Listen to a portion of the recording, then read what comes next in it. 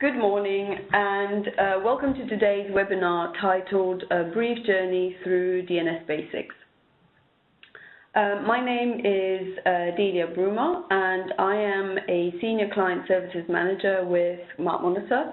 I have been in this role for nearly 7 years and have been exposed to different technical situations through my work with different clients, which has allowed me to accumulate some experience in this field. I don't claim to be an expert, but will walk you through the basics of DNS in an attempt to make this topic more palatable and hopefully easier to understand. I knew nothing about domain names and DNS 7 years ago, so I am hoping that through today's session and hopefully additional questions that we may be able to answer, whether at the end of this webinar or later on via email or through engaging with MarkMonitor, and through your own personal persistence and constant querying of the more grey areas, a level of understanding can be achieved which could help you in your day-to-day jobs, should they include aspects of domain names and DNS. I will be taking questions at the end of the session, so please feel free to put these through to me during the course of the webinar, and I will attempt to answer these at the end of the session. Should they be a bit more technical than my expertise allows, I will pass these on to our more technical team in the US office for answering, and we will attempt to get back to you as soon as possible with answers on anything you may have that is unclear or where we may potentially be able to assist you. Now, if we go on to the next slide, the objectives of today's session are for you to have an understanding of what DNS is at the end of the webinar and how it relates to domain names, and understand how DNS works and why it is important to your business. We will attempt to troubleshoot some steps to resolve 3 common DNS issues that are a bit more prevalent, or that we've seen come through a bit more often in the queries that we've received from clients and prospects alike. An understanding of the basics behind DNS will help you in the day-to-day management of your domain names, and that's what we'll attempt to do through today's workshop.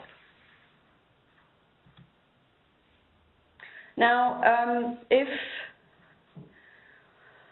we look at the domain name system, this is often, as has been proven through our interaction with clients and prospects, it is often the least understood aspect of managing a corporate domain portfolio.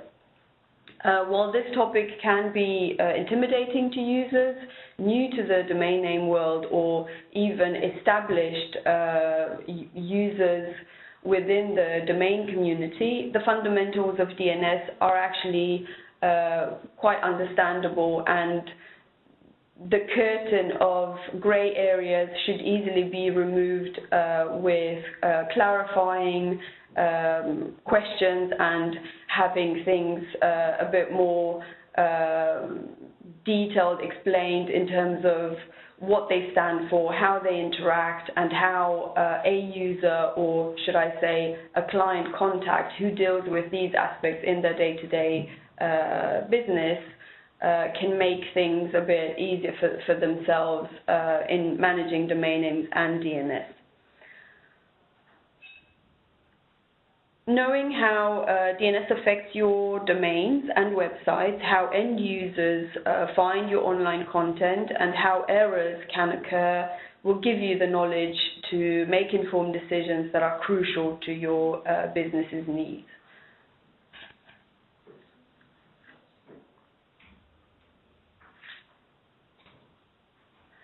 Let's start by looking at the difference between domain names and the domain name system, because they sound fairly similar. We've noticed there is often a bit of confusion between the two, whereby they are interconnected, however stand for two different things. In its simplest form, a domain name is a familiar or familiar-looking string of letters attached to a top-level domain, or more commonly seen as a TLD. For example, if we take one specific domain name, such as MarkMonitor.com, MarkMonitor is the chosen phrase, and .com is the TLD. So you would have the domain name being made up of MarkMonitor being the body of the domain, with .com being the TLD, or the top-level domain. You could have any extension after the dot, whether it's a country code such as .co.uk or .biz for a generic top-level domain.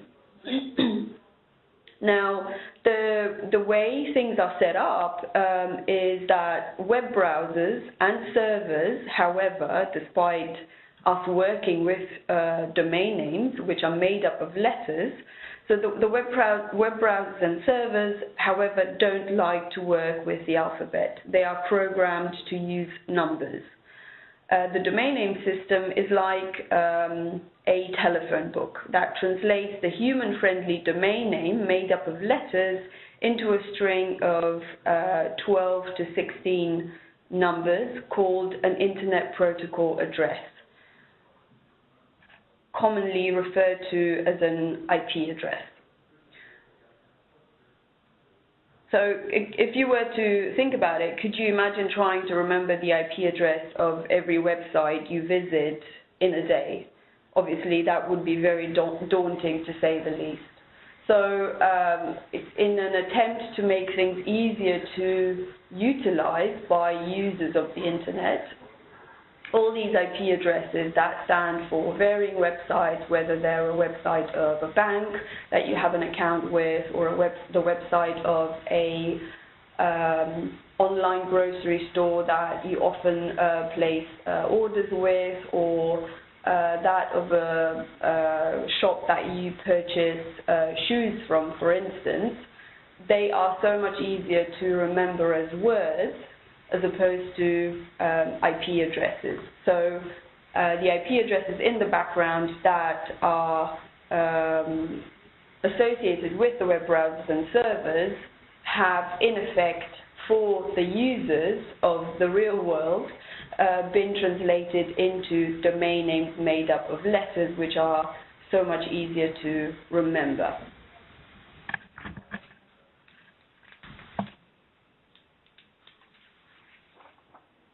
Now, if we take a look at how this all works, how it's set up, and go into a bit more detail, and this is probably where it becomes a bit more technical for you.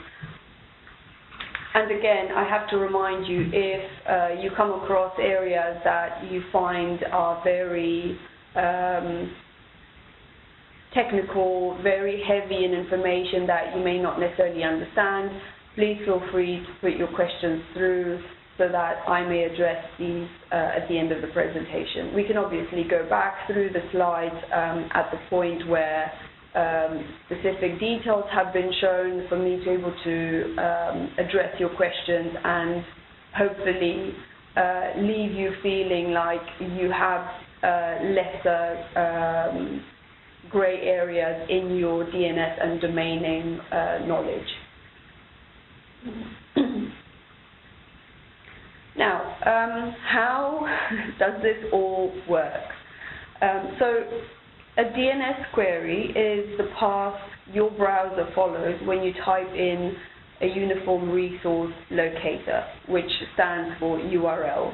So the abbreviation URL is probably something that everyone has come across, however, may not necessarily know what it stands for. So URL stands for Uniform Resource Locator.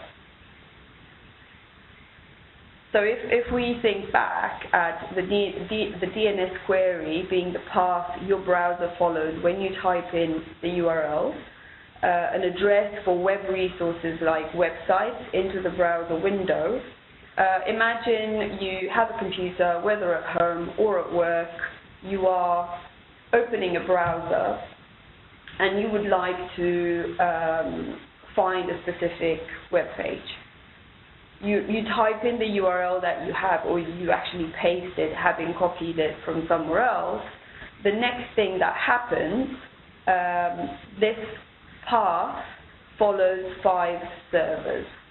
So if we take a look at the image on the screen, and you have the computer in front of you with the IP address for the website that you're attempting to find, the next thing that happens in the background, something you're not aware of, which actually happens within seconds, during the time when the browser actually spins to attempt to bring up the web page that you're trying to locate,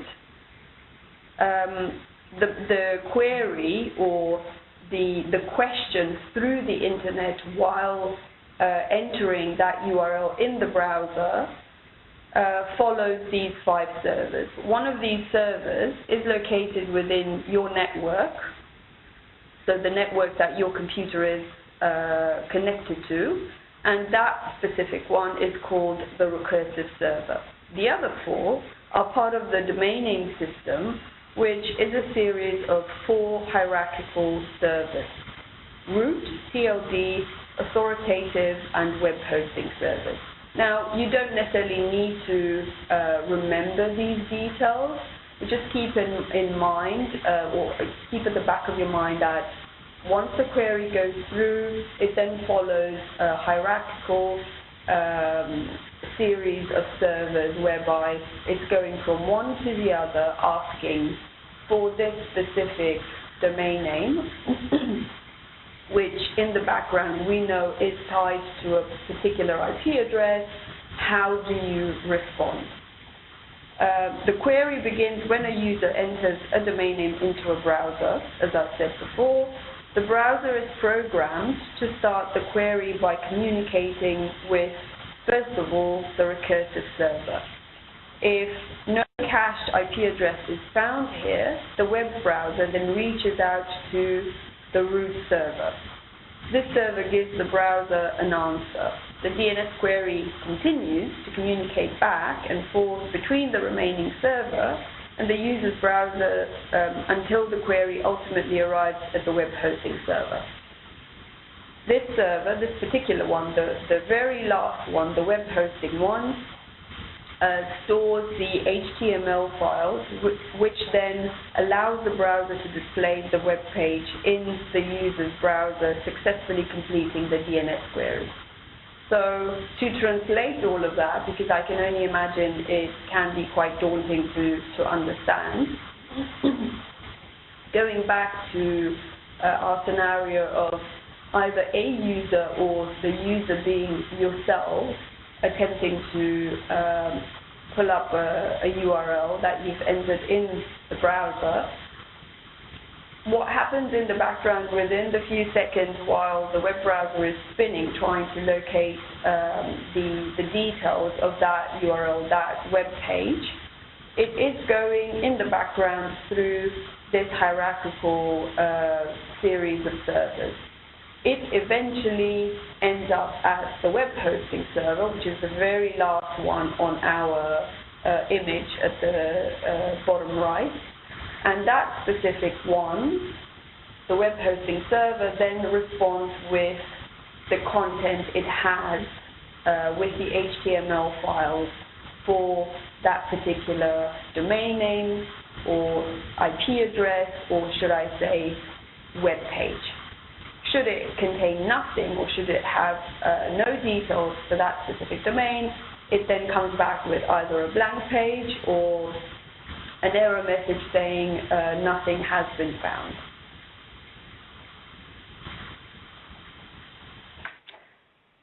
Now, let's go one step further in trying to understand why this is important.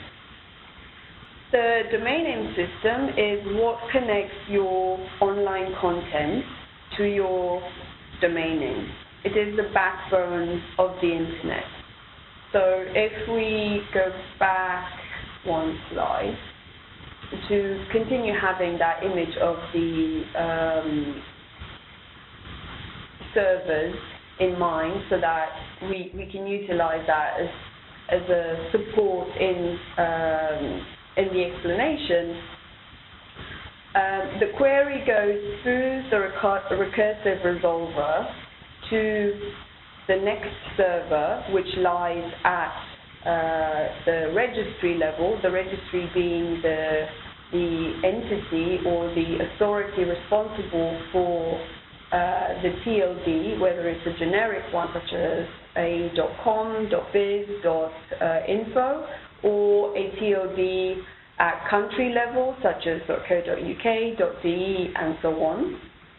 From the registry, the query or the question goes through to the authoritative server, which lies with the registrar, or should I say, in the case where the servers are not those utilized or provided by a registrar, to the servers offered by an entity that offers service for the use of a company.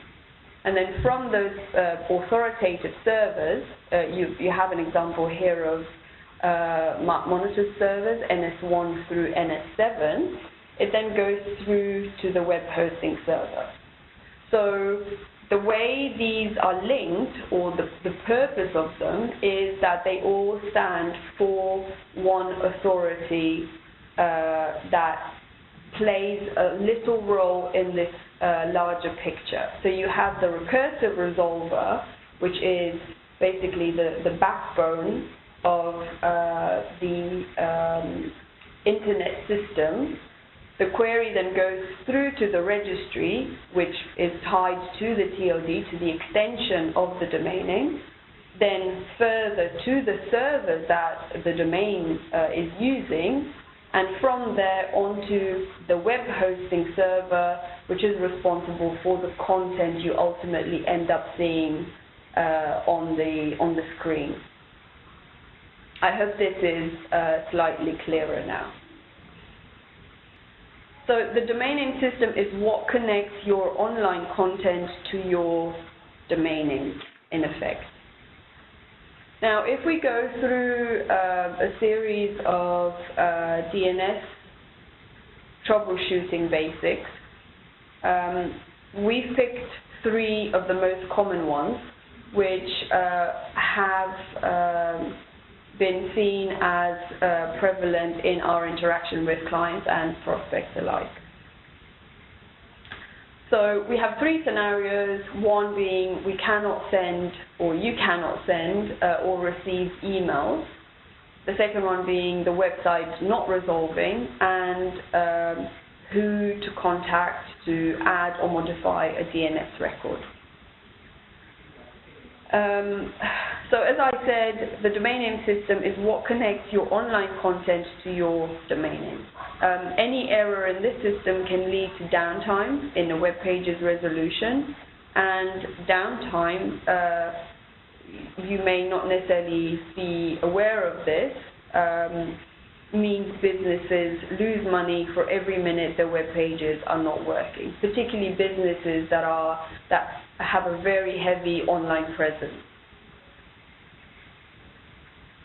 However, with a fundamental understanding of the domain name system and its common points of failure, you can have the confidence to manage your domain portfolio when time is the most critical.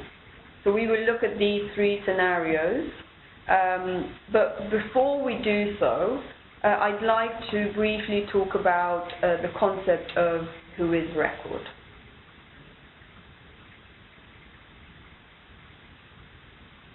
And I'll explain in a bit why this is important.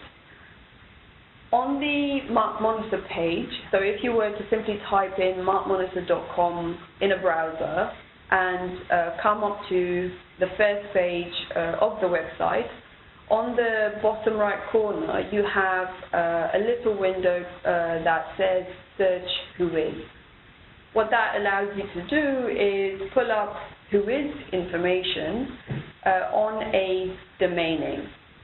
And I'll explain further why that Whois detail is relevant. So you have access to the page. You don't necessarily have to be a client to access that section. You can simply go there, enter your domain name.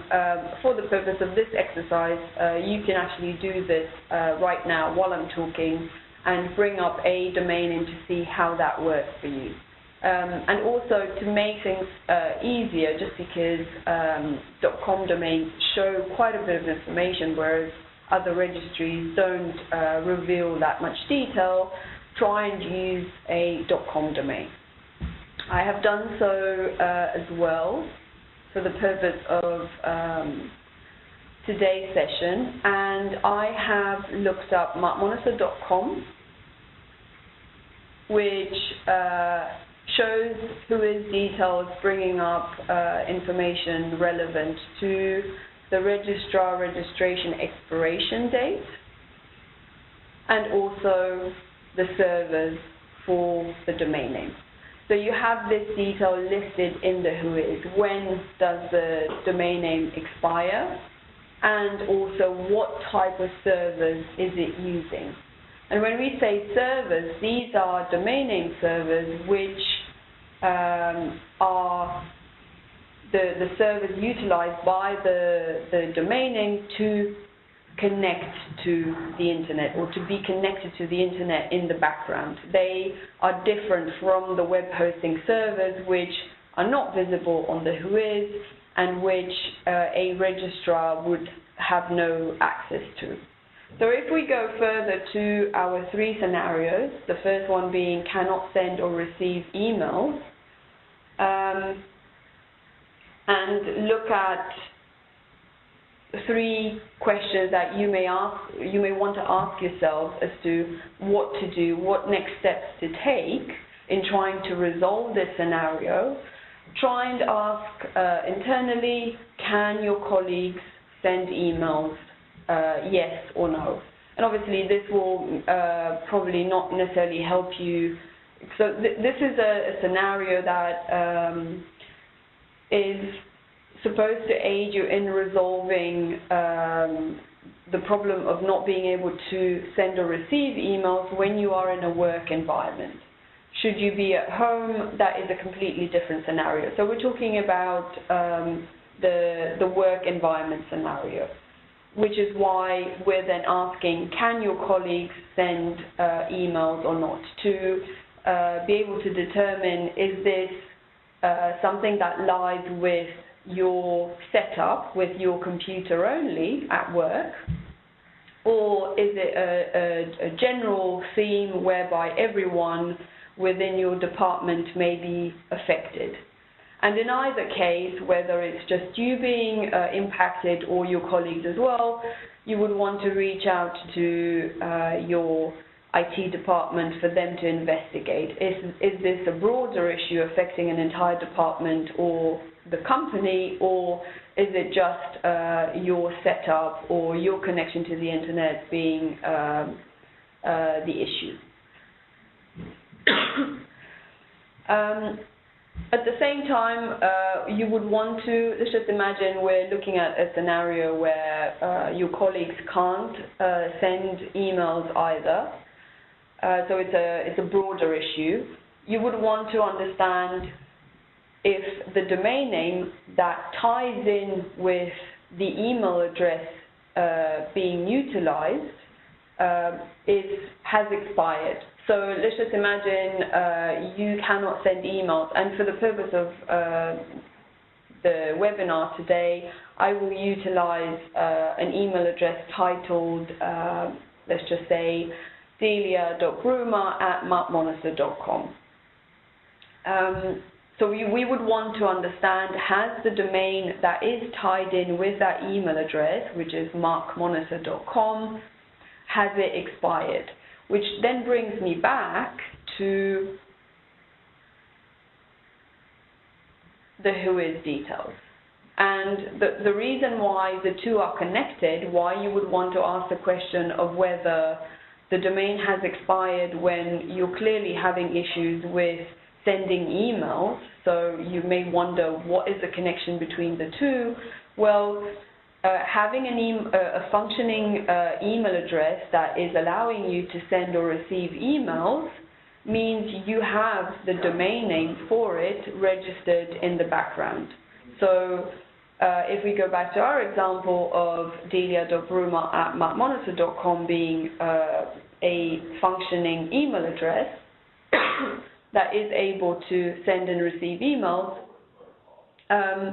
should that no longer be the case, we would want to take a look at the domain that the email address is tied with. So in this case, MarkMonitor.com. So for that purpose, we would want to take a look at the Whois and understand what is the expiration date on the domain name. Because as soon as the domain expires and it is then disconnected in the background at the registry, all services tied with the domain name are then stripped off. The servers are being removed, and the services in the background would stop working. So this is the reason why you would want to understand what is going on with the domain name. Has it expired? If so, it would need to be renewed with the registrar that is managing it. If it hasn't expired, so that again is not the issue, you would need to contact the DNS hosting provider. The reason why I'm saying the DNS hosting provider would need to be contacted is because there may be a problem with the MX record, which stands for Mail Exchange Record, which then needs to be addressed by the DNS hosting provider.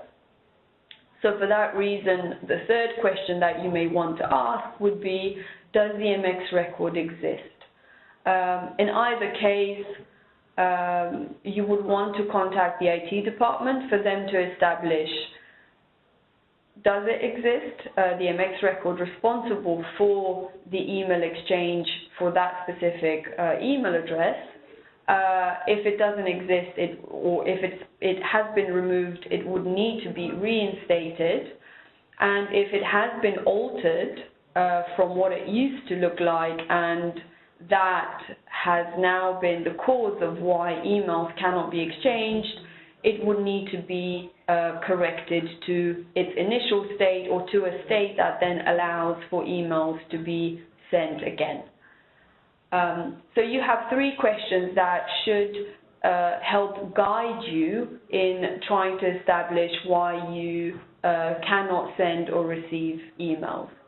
Now, additional to these points, something else I'd like to note that you may want to look into in advance of even being faced with such a scenario is to try and establish who within your IT department you would need to contact, because often you're looking at an entire department whereby different individuals are responsible for different things. So you wouldn't want to be faced with a situation where you have to waste time, because obviously, as mentioned before, time is of the essence. You wouldn't want to have things going down or not resolving for lengthy periods of time. So it would be good to identify in advance who specifically within your IT department you would need to contact for such a situation, such a scenario. Where are they located? Are they within the same time zone? Can they easily be contacted via telephone, email? Would they be the responsible contact for clarifying such a situation? Would this need to be addressed with somebody else? These sort of questions that you may not want to leave to deal with when the situation arises, but to have clarity over in advance. Pre-planning helps when, you know, things are going a bit out of control, and you would want to feel like you at least know who to reach out to, rather than you know, scramble for answers when you're already dealing with a situation whereby you cannot send or receive emails and your work, your business is impacted. Right. If we look further at the next scenario of the website not resolving, which again has an impact over your business, there are 3 questions to answer.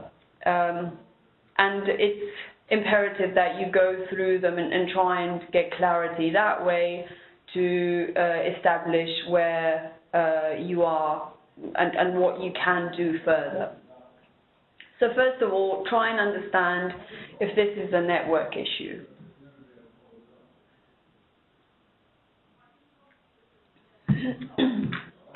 In doing so, you would want to ask a colleague or several colleagues if the site resolves for them.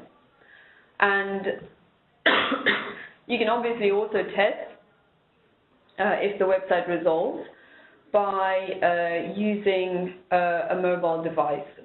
We all have our personal smartphones, iPads, and other devices which are not connected to the same network and which could help in identifying whether the website is not resolving due to a network issue or not.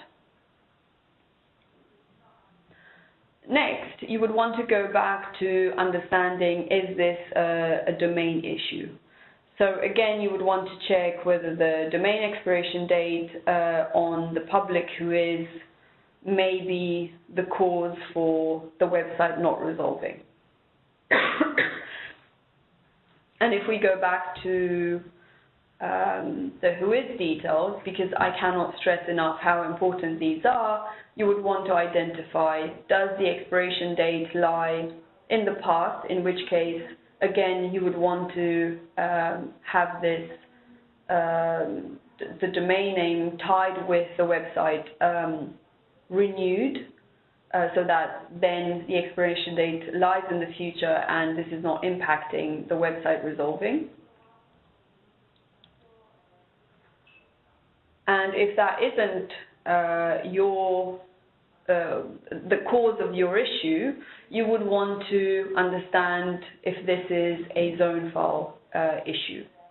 In which case you would want to contact the DNS hosting provider to clarify if changes have been made to the domain name service. So again, if we go back, and I apologize for having to switch between slides, but I think it would help you more if you saw this page when talking about resolving certain situations than just talking broadly about them, because I don't know how many of you are necessarily familiar with the public Whois details and how they can actually be beneficial and helpful in trying to resolve such a scenario. So the 2 bits of information relevant on the public Whois are the expiration date that should lie in the future and the domain name service. Often changing the servers to new servers and not having replicated the zone file details or the same records on the zone file onto the new servers can be cause for websites being taken down. Now, you don't necessarily need to understand the detail behind how records should be replicated, what specific steps need to be taken into account when doing so, because I would assume, unless you are a very technical contact in charge of such actions with the company you work for, you may have somebody else more technical that can look into this. However, the points that we've highlighted on the slides on what questions to ask, who to reach out to, although no specific roles or specific contacts can be named, this would then lie with you to identify. So all this information will hopefully help you in trying to get clarity in such a situation when obviously things are a bit tense and you're trying to quickly figure things out. And our third scenario, which lies around who to contact to add or modify a DNS record, obviously touches again on 3 questions, which are the main ones that you should ask. First of all, you would want to identify who the DNS hosting provider is. And again, you'd go back to the Whois record, to the Whois lookup, to determine the DNS hosting provider. So just to add a bit of clarity around that, because I can imagine this potentially arising as a question at the end. The DNS hosting provider and the web hosting provider are 2 different entities. The DNS hosting provider is the provider that offers the servers for the use of the domain name, for the domain name to then be connected to the internet. And the web hosting provider is the entity that offers or is responsible for the creation of the content that the website ultimately resolves with, and also is responsible for the creation of the records that are then entered under the DNS servers. So they're 2 different entities. The reason why you would want to understand who the DNS hosting provider is in a scenario on who to contact to add or modify a DNS record is because they would be responsible for adding or modifying, or at least explaining to you how that should be done. So if we think back of the Whois record for the domain name MarkMonitor.com, it was utilizing MarkMonitor servers. So those are the servers used by the domain name, in which case,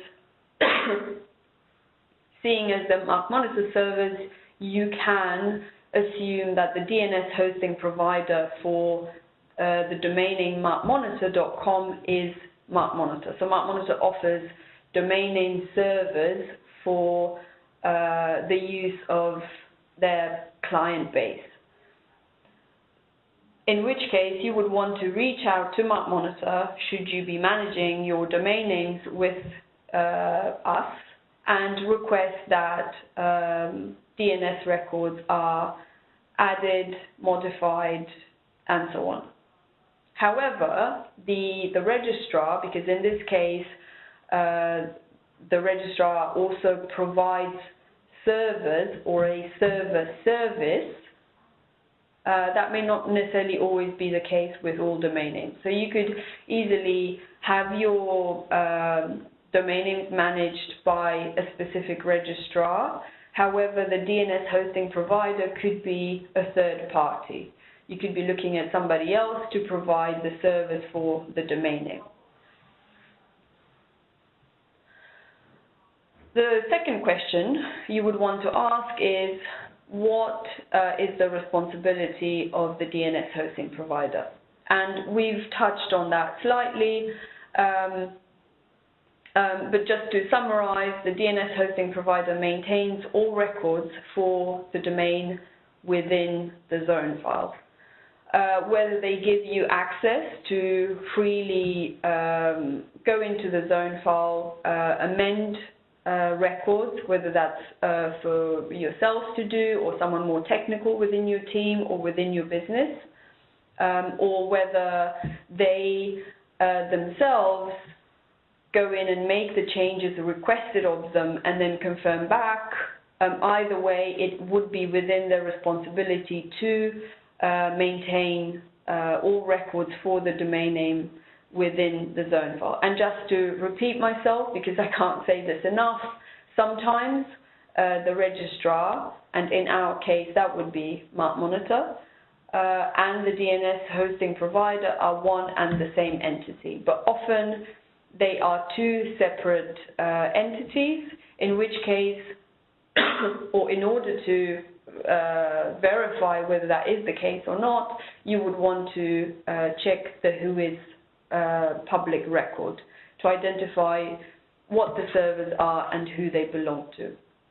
That may easily be identifiable from the name of the servers.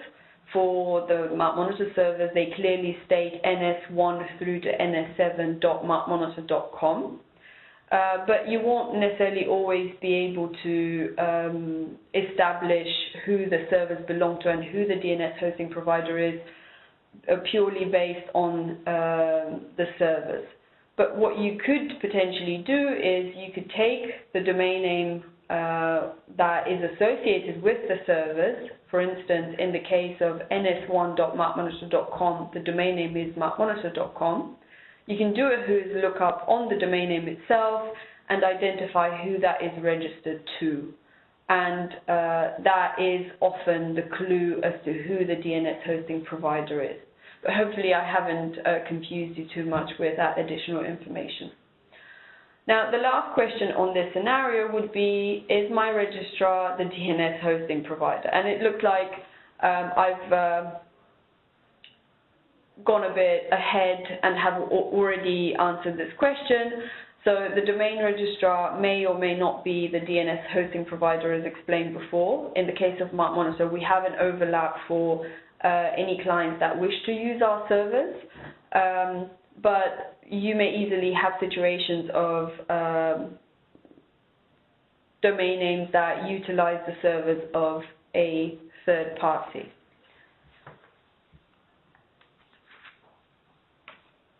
That concludes our scenarios and also our session. So I will now open the questions section. So please feel free to type up your questions and let me know if there are any gray areas that I may be able to clarify additionally to what has been explained so far, or if you have any additional questions to any of these topics or anything else that I may not have touched on and that you were potentially expecting this session to cover. Right, so the very first question is it possible to get a recording of this presentation so that it would be possible to go over it again? I completely understand that it may be a bit too much to take in one go, only 45 minutes. So we can have a link made available to you to the recording, and that will be sent out after the conclusion of the webinar. The second question, could you please repeat the difference between the DNS hosting provider and the web hosting provider? Sure. So I'm just trying to simplify this to make it a bit more palatable for you. So the web hosting provider is the entity responsible for the content of a website. and they would also be responsible for creating the records that are ultimately tied with the zone file of the domain name. The DNS hosting provider is the entity that ultimately provides the servers that the domain is attached to. So for the purpose of that question, I will go back to the Whois slide, the Whois record lookup slide, just to tie my explanation to what you can see on this specific page. So if we look at the section on the left-hand side of the MarkMonitor page, that shows you the window of the Whois search, that specific page is put together by the web hosting provider, and they're responsible then with communicating what records should be created in the background on the servers so that the website resolves with that content. The DNS hosting provider is the entity responsible for the servers that the domain is tied to. So in this case, we have an overlap between what the company is and stands for and the website and the servers that it's tied to, purely because we're using the example of a registrar that uses its own servers, so we are our own DNS hosting provider in this case. But you could easily have a web hosting provider in charge of the content and another entity in charge of the servers. So one is putting to your is making the server service available, the 7 servers, and the other is purely responsible with the content, what shows on the internet for a specific website. Just to add another point, we will be following up after the webinar with the slides from the presentation, and a link will also be made available to you with the recording should you wish to listen to this again. And the last question, the web hosting server serves the web page. So what is then the purpose of the recursive root and authoritative servers? So all these 3 servers mentioned, the recursive, root, and authoritative, are all tied in. I will try to go back to the page responsible for that information. It's always best to have visual aids. So we're talking about the servers on the right-hand side. They're all tied in with an entity that makes up the broader DNS picture, the domain name system picture.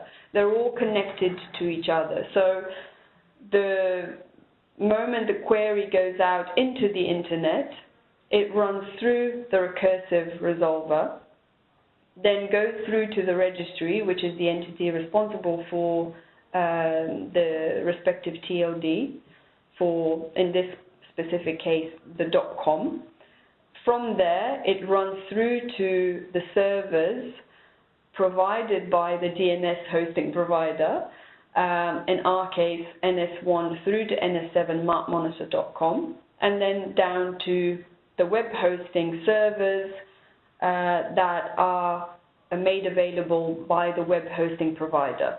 So you should see this as a pyramid that the query flows through, and they're all components within a block made up of smaller building blocks. They would not be able to function without each other. So imagine the authoritative servers are missing. You would not be able to resolve a website because the query could not go through to the web hosting servers and therefore the web hosting content.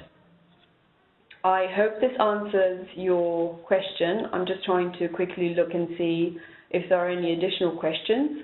There are no further questions, so thank you very much for your participation today. I hope you have found this helpful, and I have been able to clarify some of your questions and some of your more gray areas. We also have additional DNS training available for our clients. Should you wish to participate in this, it is free for all our contacts. Please reach out to your client services manager, or alternatively contact MarkMonitor for us to be able to provide you additional information.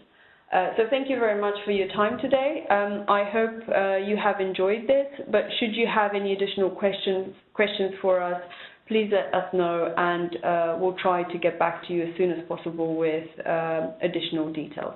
Thank you very much.